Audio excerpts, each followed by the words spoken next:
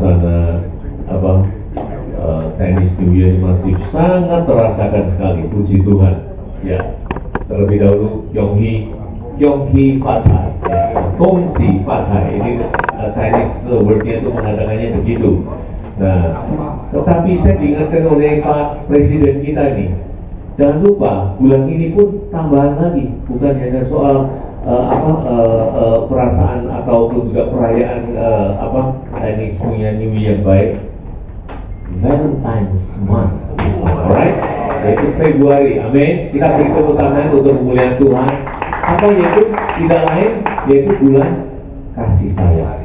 Nah, topik yang tadi dari pujian, dari apa semuanya banyak bicara soal kasih sayang. Nah ini loh, memang problema yang kita hadapi sekarang. Kita ini ya dari permukaan mungkin banyak soal gitu, tetapi apakah sesungguhnya di dalam hati kita itu begitu? Nah inilah yang menjadi banyak problema yang kita hadapi. Mari sama-sama Bapak Ibu sekalian, tadi dikatakan kita ini sudah ditebus dosa oleh Tuhan Yesus, amin. Hidup kita bukan kehendak kita lagi, tetapi adalah kita menurut apa yang Dia inginkan untuk kita semua hidup, amin.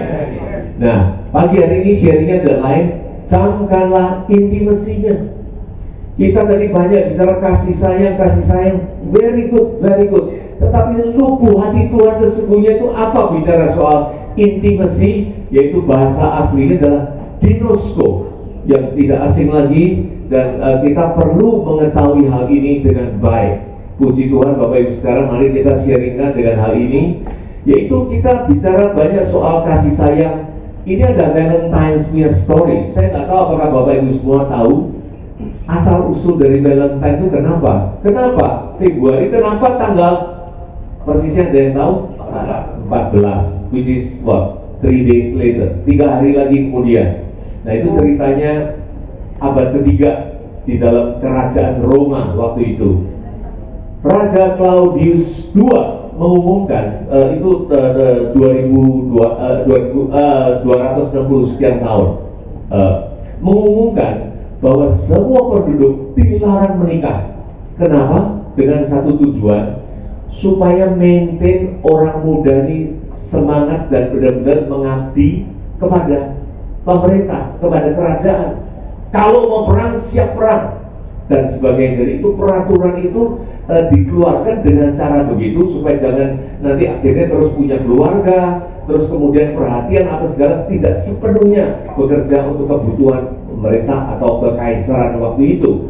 Nah, ini perintah dikeluarkan, ada satu pastor ini menentang dan tidak setuju dengan peraturan. Karena apa? Dia tahu manusia ini perlu kasih sayang satu dengan yang lain. Dia tetap mengadakan apa? Mengadakan pemberkatan bagi anak-anak pasangan yang akan memberikan mengadakan pernikahan, dan itu berlanjut terus. Ketahuan oleh sang raja, akhirnya ditangkap, dipenjara, dan pada tahun 2069 AD itu akhirnya dibunuh, dieksekusi. Sebelum, nah inilah pastor yang namanya Saint Valentine. Ini namanya sang pastor itu. Dia menulis satu surat ditujukan kepada yang memenjarakan dia. Kepala penjara itu punya anak perempuan. Jadi dia menulis surat di situ kasih sayang ini, from your Valentine.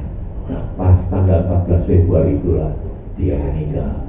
Dari story inilah beredar sampai sekarang, sampai seterusnya, dan mengingat bahwa sungguh kasih sayang itu dibutuhkan setiap kita semua, baik anak muda maupun anak yang sudah berumur dan semuanya itu. Nah, inilah sedikit cerita dari Valentine story.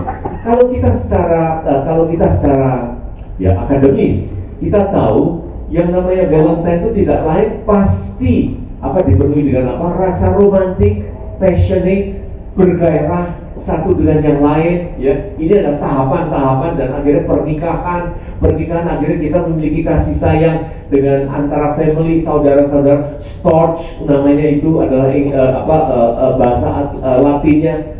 Namun lebih daripada itu adalah phileo dan lain-lainnya, sampai tahap yang paling puncak itulah kasih Kristus. yaitu agape. Di sini dikatakan apa? Unconditional selfless love, which is apa?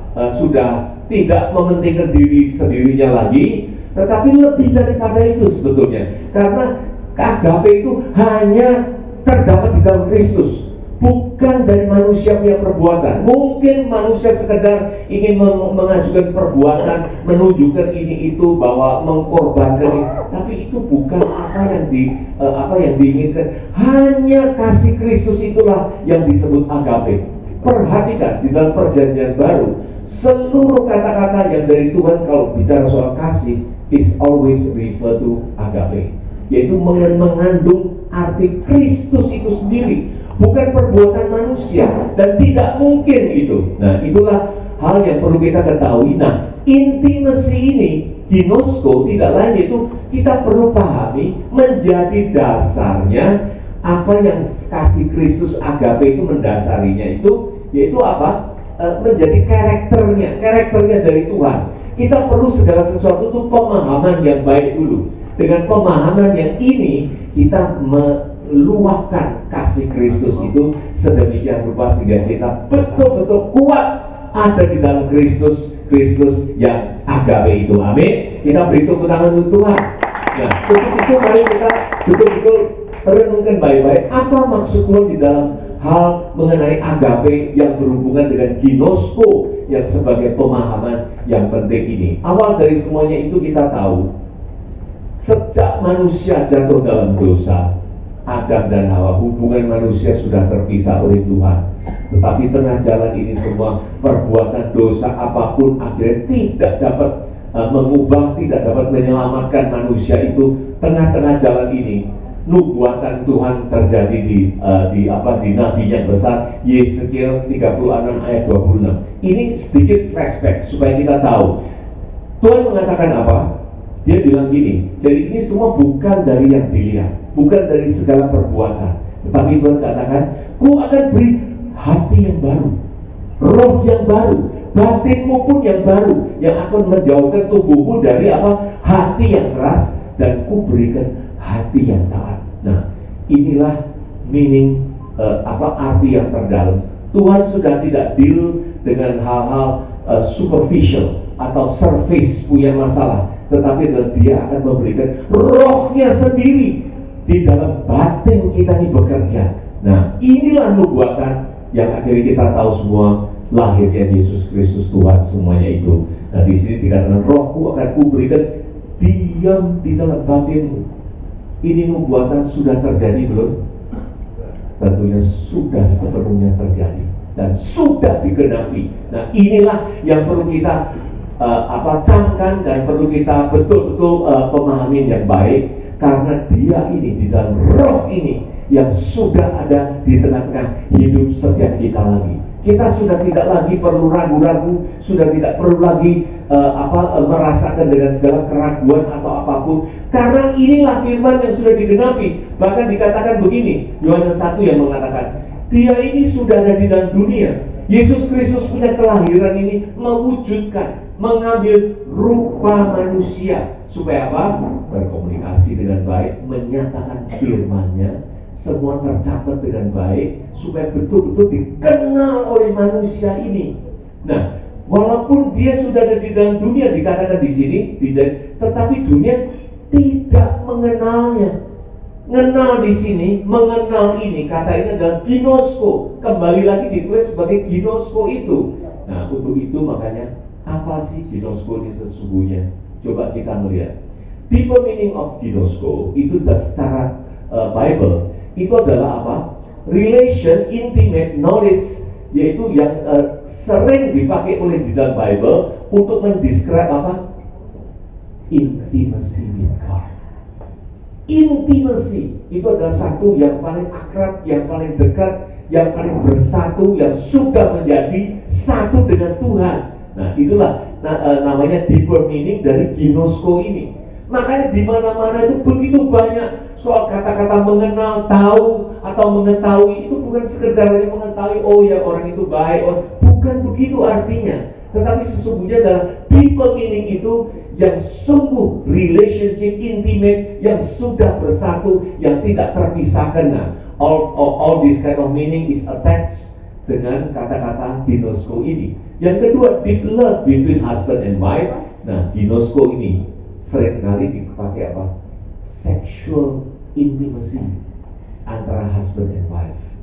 So, tidak ada yang tertutup lagi. Semua terbuka, telanjang, sexual intimacy. Ini bukan soal bicara soal porno atau gimana, bukan. Tetapi ini kita mau cari arti sesungguhnya. Nah, inilah ginosko itu. Semua sudah terbuka di hadapan Tuhan, semua terbuka. Inilah keberadaan kita, relation kita dengan Tuhan itu adalah di dalam hal itu. Makanya perlu kita renungkan. Tadi kita bilang kita ini perlu kasih sayang dan semuanya. Ya, saya kira Pak Jo punya kesaksian tadi juga bagus sekali ya dengan anak hubungan. Bapak Ibu sekalian, contoh yang terbaik kalau kita bilang sudah intimate begitu lekat.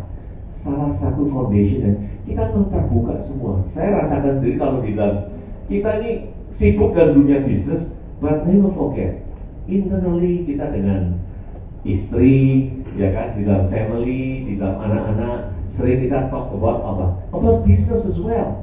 Bukannya ini suatu ranah yang beda atau gimana, ya kan, supaya kita punya hubungan itu intimate dengan baik. Nah, contoh yang terbaik untuk supaya mereflekkan kita punya ginosko ini, hubungan intimate antara kita punya keluarga. Coba HP ini, kalau kita punya HP ini dengan kita punya partner, kita punya istri apa, terbuka apa enggak? Semuanya terbuka? Udah? Saya dulu pernah satu saat HP itu milik saya sendiri dengan segala entry code-nya, segala macam password-nya. Sekarang no, semua kita terbuka dengan baik. Anytime apa ini itu apalagi ya kalau apalagi misalkan perlu apa TT uang apa itu langsung diambil, langsung diterima, udah TT dan sebagainya, itu semua sudah terjadi. Maka kita perlu menjalankan ini dengan baik. He is the light. Dialah terang itu. Kalau dia terang di dalam hidup kita, udah gak ada yang tertutup-tutup. Semuanya is under the light. Sudah tidak ada yang gelap. Nah, inilah coba setapak demi setapak supaya kita menelapak ini semuanya. Supaya kasih sayang yang Tuhan inginkan terbentuk di tengah-tengah hidup kita ini terwujud dengan baik. Dan saya yakin percaya ini adalah dari segala apa? Sumber berkat di tengah-tengah keluarga kita. Amin. Inilah semuanya perlu kita rasakan semuanya ini. Spiritual meaning yang di dalam ginosko ini adalah spiritual revelation, not from human reasoning, bukan dari akal-akalnya manusia atau semuanya pemikiran atau maksud dari manusia. Seperti tadi yang doa katakan kalau kita ini sudah ditebus oleh darah Kristus, kita ini sudah bukan kemauan kita lagi, kita suka-sukanya Tuhan. Nah, tadi pujian yang disampaikan itu, karena ini bukan akal-akal kita lagi, bukan apa yang kita lihat kasat mata gini terus kita memiliki satu pemahaman gini. No, everything going to be back to the Bible. Kita harus tahu apa yang Tuhan inginkan di tengah-tengah firman yang Dia nyatakan itu, supaya kita benar-benar sesuai dengan tadi yang banyak dikatakan menjadi kehendaknya Dia itu. Nah, inilah God revealing to a person for us. Puji Tuhan Bapak Ibu sekalian, kalau kita mau dengan melangkah hal ini, wow, hidup kita sungguh diberkati. Dalam arti apa? Kita nggak rasa capek, kita nggak rasa beban, karena apa yang kita tuju itu, yang kita cari itu, wow, Kristus apa sih sebetulnya, bagaimana, wow, mulai buka ini, buka itu, dan korelate sana sini. Jangan anggap ini semuanya hanya teori-teori atau rohania saja. Tidak, karena Kolose mengatakan di dalam segala pengetahuan, ya kan, harta kekayaan, hikmat itu semua terdapat di dalam Kristus Yesus. Amin. Jangan memperkirakan ini hanya masalah sekedar rohani, tetapi hikmat, kekayaan, bahkan semuanya itu terkandung di dalam Yesus Kristus Tuhan. camkan baik-baik, kenali baik-baik. Dengan itu kita tuh memiliki satu direction yang jelas dan bahkan hikmat, kata-kata, langkah, semuanya kita perlu everyday, a lot of decision to be made, and all this kind. Sumber dari mana? Tidak lain adalah dari hikmat yang Tuhan berikan. Hikmat Tuhan itu adalah sewaktu kita come together with Him, and then di dalam apa? Di dalam firman-Nya Dia itu, mengerti firman-Nya Dia menjadi buah yang Tuhan inginkan. Tuhan Yesus dalam Yohanes 15 mengatakan apa? Di luar aku, kita tidak bisa berbuat apa-apa. Tetapi di dalam Dia inilah kita akan apa? Berbuah banyak.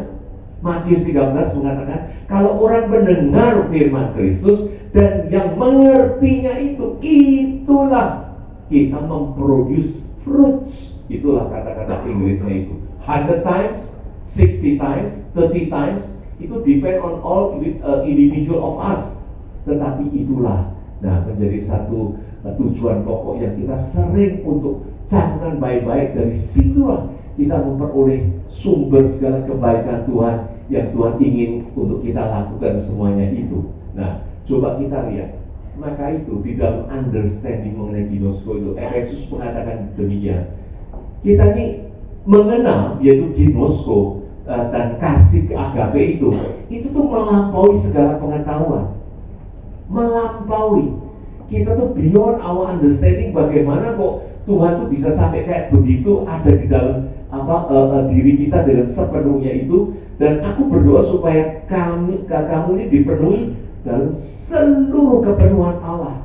Kalau kita mengenal hal kasih yang berdasarkan ginosko itu, bukan kasih atas sekedar perbuatan yang dilihat oleh orang, yang dipuji-puji oleh manusia bagaimana, tetapi tidak, sesungguhnya kita sudah menunggal dengan Dia, sudah get into one. Nah, inilah hal yang benar-benar beyond our understanding, karena Dia adalah Tuhan yang roh, yang sudah ada dan manifestasi yang sudah ada dalam diri kita.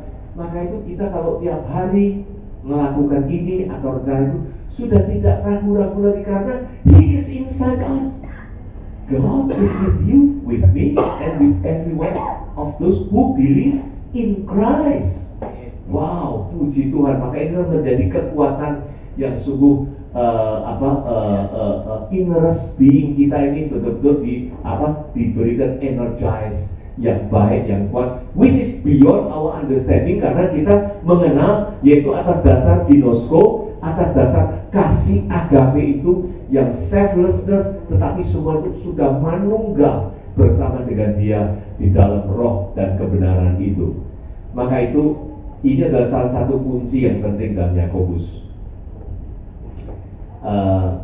Seringkali kita ngomong, jangan kamu menyangka bahwa kitab suci itu tanpa alasan berkata roh yang ditempatkan Allah di dalam diri kita.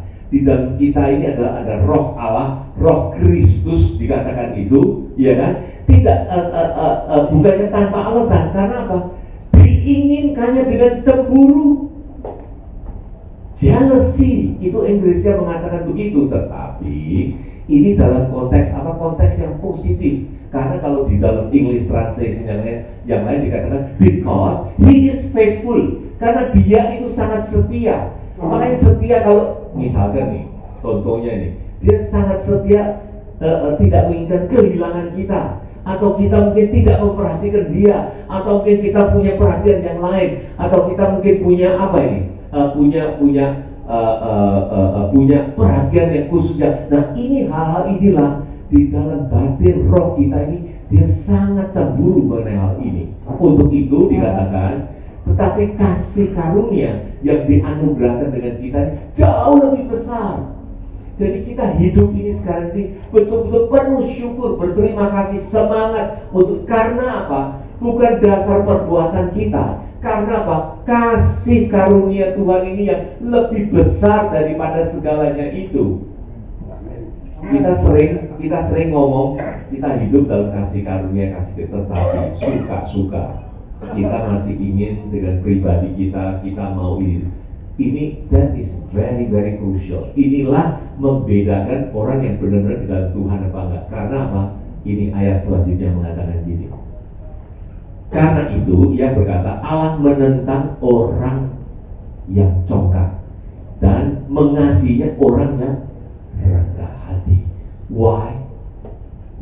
Loh, saya kan mengatakan begini begitu, wah saya sudah begini sudah begitu berupaya ini dan membangun ini membangun itu untuk kebaikan Tuhan, which is okay dong, fine. But innerest being kita, we have to recheck ourselves. Jangan mengandung hal unsur yang we try to boast up ourselves, ya kan? Efesus mengatakan ini semua keselamatan ini semua hanya oleh karena Filipi yang mengatakan Allah yang ada dalam diri kita inilah yang work out outwardly untuk apa? Keselamatan, karya keselamatan yang Tuhan sudah berikan kepada kita.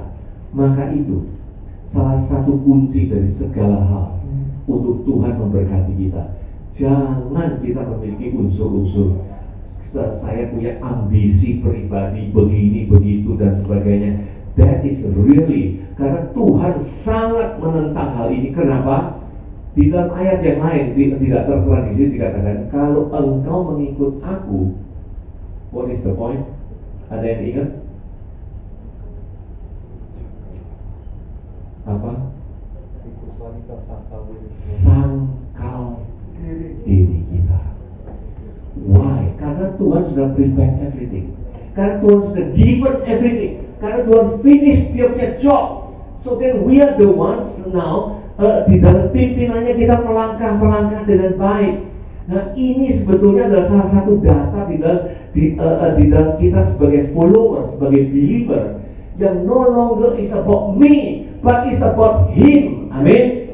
Untuk itu memikul ke salibnya dan mengikut aku dikatakan begitu. Dan all the way sampai ke Yakobus pun mengatakan demikian. Sangat menentang untuk kita quote unquote ada unsur-unsur apa bagaimana yang ingin boost up ourselves. Nah itulah hal-hal yang perlu kita renungkan dengan baik. Inilah tips-tips untuk kita ketahui supaya apa? Kita memperoleh berkat Tuhan yang melimpah. Amin. Dengan apa? Dengan sepenuhnya kita mengenal kasih-Nya di dalam ginosko ini yang sudah manunggal, sudah bersatu dengan Tuhan ini untuk kita melangkah ke depan. Dan sungguh berkat Tuhan akan menyertai setiap hidup kita semua. Amin.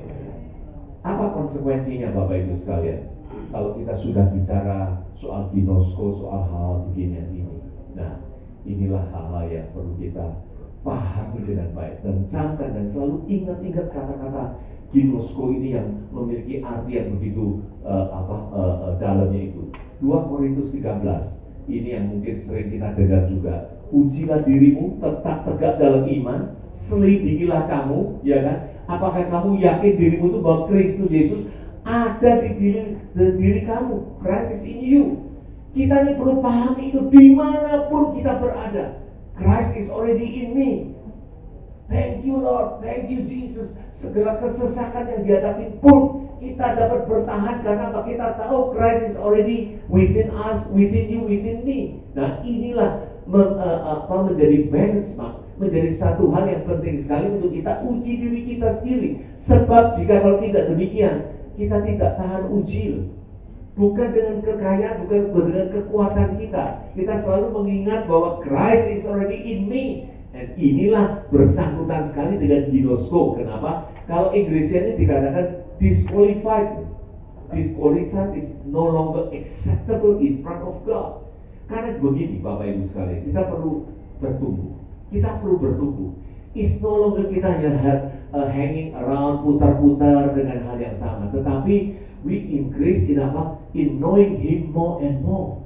That is where the words of God saying and nge-push kita selalu untuk bertumbuh ya. Tadi dikatakan ada 160, 30 kali lipat. It's not enough that only soal saya bersuka cita dan Tuhan berkat apa. No, it is more than that. Kita perlu benar-benar bertumbuh mengenal Dia. Salah satu adalah ginosko ini, sifat karakter dari Tuhan yang Tuhan tidak mau kehilangan sedikit pun dari kita ini. Wow. Nah inilah di situ dikatakan, maka itu kita ini jangan sampai disqualified. Nah ayat selanjutnya dikatakan, aku berharap bahwa kamu tahu, that is also another ginosko punya original word, bukan kami yang disqualified. Wow, kalau kita mengenal bahwa kasih Tuhan itu begitu melekat, apapun tidak akan bisa memisahkan dari kasih Tuhan. Camkan baik-baik pengertian ini semuanya ini, sehingga apa? Kita bukan tergolong yang akan didisqualified itu.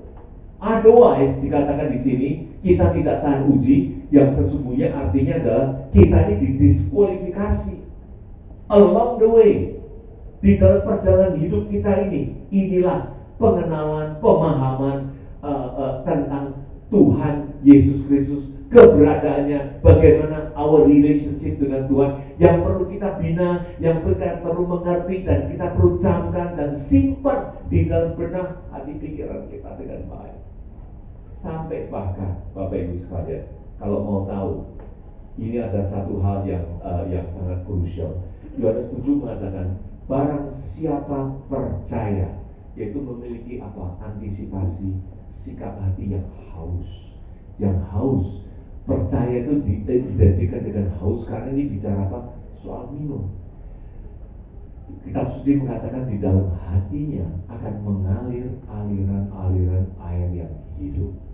Inilah aliran air yang menyejukkan, yang mempertumbuhkan, yang membawa kita ke dalam pemahaman-pemahaman yang lebih dan lebih lagi, tidak pernah berhentinya. Nah, inilah terciri dengan apa? Kita ini senantiasa ingin berdekatan, ingin mengenal, ingin mengetahui keberadaan dan sifat dari Tuhan itu sendiri, yang di dalam kasih sayang yang kita sering katakan, sesungguhnya Dia ini sungguh sudah ada di dalam tengah-tengah hidup setiap kita semua. Bapak Ibu sekalian, biarlah kita menjadi apa? Forerunner. Kita menjadi apa? Yang terdepan. Kita bukan sekedar hanya pengikut belakang, tetapi Tuhan mengatakan biarlah kita senantiasa akan bertumbuh dan bertumbuh, supaya kita apa? Our walking, our path, our way itu adalah on the track seperti apa yang Tuhan inginkan dari setiap kita semuanya ini. Jadi itulah hal yang penting untuk kita camkan. Dan terakhir, satu ayat yang kita perlu renungkan dengan baik. Entah saya pernah sharingkan mengenai hal ini belum ya? Bukan setiap orang yang berseru Tuhan, Tuhan akan masuk ke dalam kerajaan surga, melainkan dia yang melakukan kehendak Bapakku yang di surga. Kehendak Bapa tidak lain yaitu intimate dengan Dia. Kehendak Bapa itu tidak lain yaitu punya maksud yang begitu mendalam, bahwa kita itu perlu mencamkan dengan baik dan beriman bahwa Tuhan Yesus itu ada di dalam diri kita, yang intimate, yang sudah bersatu ini, tidak akan terlepas daripada itu. Bahkan di sini dikatakan yang bernubuat, mengusir setan, mengadakan mujizat, semua ini klaim-klaim orang untuk supaya di hadapan Tuhan untuk boost up their own punya achievement atau good work atau whatever it is. Well, we don't know. Tetapi inilah apa yang Tuhan memberikan satu pengertian yang baik untuk setiap kita semua, untuk supaya benar-benar on the track bersama dengan Dia. Ayat selanjutnya, that is the key, dikatakan pada waktu itu aku akan berterus terang kepada mereka, tidak pernah mengenal kamu. Kalau kita melihat dari semua ayat ini, apa sih yang menjadi keywordnya, menjadi kata kuncinya dari apa yang diperingatkan oleh Tuhan Yesus ini? Tidak lain yaitu kata-kata mengenal ini, ginosko ini. Apakah kita tahu bahwa Tuhan Yesus itu sudah manunggal bersama dengan kita, so intimate, sexual relationship. Kalau secara fisik dibandingkan dengan seperti suami istri itu, it's no longer that we wait and outside of it, tidak, tetapi sudah bersatu. Tadi kata-kata mengatakan itu adalah tidak lain, adalah intimacy. Sexual intercourse pun diibaratkan hubungan kita dengan Tuhan itu is so intimate, is really menjadi satu semuanya ini. Makanya inilah problemnya, karena banyak orang tidak mengenal sesungguhnya ini, masih mengatakan, menyampaikan, melakukan perkataan mujizat dan sebagainya, tetapi dia masih menganggap yes, Lord, you are somewhere, I'm waiting for you. Padahal dia sudah sepenuhnya ada di dalam diri kita. Nah inilah kata-katanya dipakai oleh Tuhan Yesus. Tidak mengenal. Untuk karena apa? Tidak memiliki pemahaman yang benar ini. That is why the consequences. Enyaklah dari hadapanku pembuat kejahatan. Kalau kita tidak merenungkan dengan baik, kalau tidak memiliki pemahaman yang benar, inilah identik dengan berbuat jahat di hadapan Tuhan. Karena apa? Kita mendiskreditkan dia. Kita menganggap apa? Kita discounted dia punya apa? Yang dia punya good work, dia punya kebaikan yang begitu intimate, yang sudah mendalam itu, tetapi katakan didiskon, katakan diabaikan, katakan dikurangi, katakan diapakan, tetapi dia mau sepenuhnya kita memiliki dia, sepenuhnya kita bersama dengan dia. Bapak Ibu sekalian, renungan pagi ini mengatakan kasih sayang Valentine Days, tetapi lebih daripada itu supaya kita tingkatkan kasih sayang sungguh dari Tuhan di dalam karakter Ginosko ini, supaya kita betul-betul memiliki kasih agape itu yang menyatu di tengah-tengah hidup setiap kita semua. Bagi orang yang punya problem apapun, kita selalu tahu Tuhan ingin sekali, dia cemburu di dalam tengah-tengah hidup kita. Jangan sampai kita divert, jangan sampai kita memiliki maksud yang lain, tetapi hanya satu, Tuhan ingin bersatu dengan kita. Ginosko dan camkanlah semuanya kebaikannya dia. Mari kita bangkit berdiri Bapak Ibu sekalian. Semua masalah yang dihadapi sewaktu kita bersama-sama dengan dia, jangan khawatir. Semuanya itu sudah Tuhan siap sediakan. Kita dengan manfaat, dengan semua kebaikan, kemantapan yang sudah kita miliki, kita akan menghadapi setiap hal jalan yang di hadapan kita semuanya. Puji Tuhan. Haleluya. I will sing of the goodness of God. All my life you have been faithful. Terima kasih Tuhan. Oh yes Jesus. All my life you have been so good. In everywhere that I am able, I will sing of the goodness of God. Kita bersyukur kepada Dia. Oh yes Tuhan. All my life you have been faithful. Terima kasih Tuhan. Engkau bersatu dengan setiap all my life. Engkau begitu dalam, Engkau begitu Engkau bersatu di dalam seksualitas. Tidak terhilang semua kasih di dalam setiap hidup kita semua. Oh yes. Sekali lagi, all my life you have been faithful. Thank you Lord. All my life you have been so good. In every day that I am able, I will sing of the goodness of God. I will sing, Lord. I will sing of the goodness of God. Thank you, Lord Jesus. I will sing of the goodness of God. Terima kasih Tuhan. Terima kasih untuk semua pemimpin penyertaan dan hadirat-Mu Tuhan. Kami bersyukur, terima kasih untuk kebenaran-Mu yang menguatkan setiap kami Tuhan. Biarlah langkah-langkah hidup kami dimanapun Engkau pimpin Tuhan, kami bersyukur, berterima kasih. Dan terang ada di hadapan kami Tuhan. Oleh karena sungguh Kau menyinari, Kau memenuhi setiap kami Tuhan di dalam kasih sayang-Mu yang sungguh intimate bersama-sama dengan Engkau ini. Kami berjalan dengan tegak, kami berjalan dengan semangat, kami berjalan dengan penuh dengan kegairahan di dalam Engkau. Kami syukuri, terima kasih Tuhan. Bagi rekan-rekan apapun yang ada problem yang dihadapinya, Kami saat ini berdoa. Terima kasih Tuhan, Engkau jamah, Engkau lawat, Engkau ingatkan lagi yang haus, Engkau mengalirkan air yang hidup dari lubuk hati yang terdalam. Terima kasih biarlah ini semua air kehidupan ini membawa semua pemahaman, pengertian, dan pun hikmat maupun juga berkat yang Kau limpahkan di setiap hidup anak-anak-Mu. Kami syukuri, terima kasih Tuhan untuk memperoleh kekuatan, kebaikan, dan kuasa bagi setiap kami semua. Terpujilah nama-Mu. Di dalam nama Tuhan Yesus Kristus kami semua katakan amin. Amin.